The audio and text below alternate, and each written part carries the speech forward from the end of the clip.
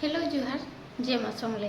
तो आज मुई मालकानगिरी विषय में कहबार के चाहूँचे कहला जी कि आमर इनके आसबार वर्षे कंप्लीट हो गला। मे मासे आम इनके आसीलु निनी के 5 मास होता मुई धरिक आसी।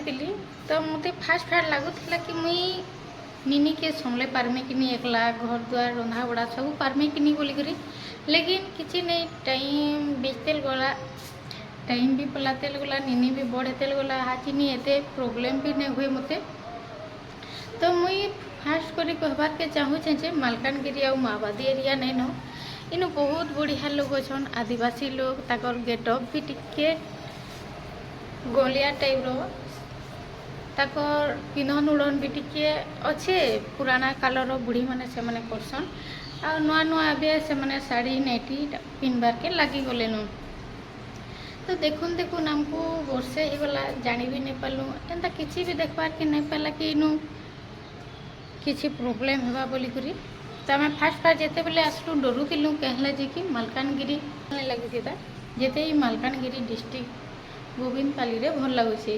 कहला जी कि सकालू उठब कि पहाड़ पर्वत सूर्य उदय देखब, चढ़ई माने कर शब्द सुनब तो गोटे अलग फिल से, संध्या बेले गलु टिके अलग से पहाड़ पर्वत देखले गोटे अलग फिल, गई लता बहुत बढ़िया लगसी। तो जेन माने भी जॉब रिलेटेड या किसी करवार लगी आसुच तो बिंदास आसी पार्ब, एंता किसी नहीं न आगर बागी डेंजर नहीं न डरबार भी नहीं न कि माओवादी एरिया है बोलिक। तो आ वर्षे ही इनु रहमु 2 बरस पर आमको भी खेती देवे अलग के कहीं बैंक बालकर मिनिमम 2 बरस गोटे जगह न रहबार के मिलसी। तो फास्ट आम फास्ट तो नहीं तो सम्बलपुर रे फिला कि जे आसबो इनके से फील करबो कि नहीं एटा गोटे बहुत बढ़िया जगह, सबू भल जगह बोले मालकानगिरी ही ए बोलिक जानबो। कहला जी कि इनु एतकी कोऑपरेट एतकी शांत लोग अच्छन, एतकी दयालु लोग अच्छन, तो मैं देखले एंता भी लोग अच्छन दुनिया न बोलिक भी फास्ट टाइम लगे भाव। कहला जे केते एग्जाम्पल देखी जे मुई जेनता कि माने पैसा के इम्पोर्टेंट नहीं भाव, लोग को इम्पोर्टेंट भावसन।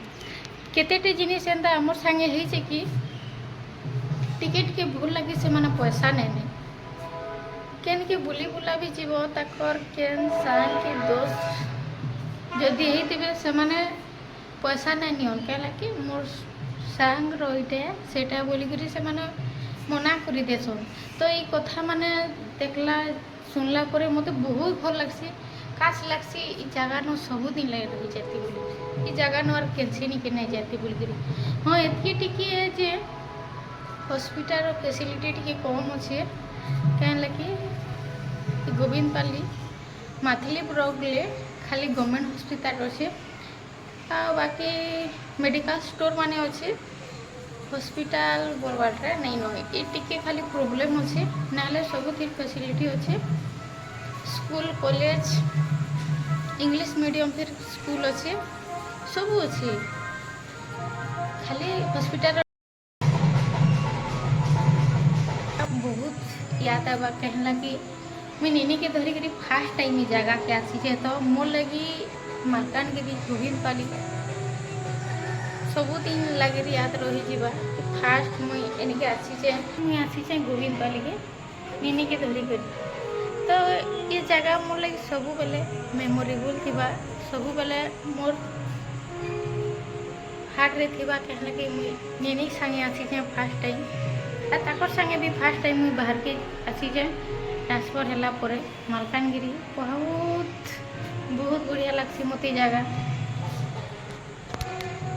मते तो ये जगह बहुत बढ़िया लगसी। सकालू उठब जदि पहाड़ पर्वत चढ़ई मानकर साउंड सूर्योदय होता देखीदेव बेले तुम स्ट्रेस अधा दूर हो, अलसुआपन भी अधा दूर हो। तो मत ये जगह बहुत बहुत भल लगसी। मत स्टार्टिंग रू टाउन जगह बेसी पसंद नहीं, मत गाँ गली ही पसंद।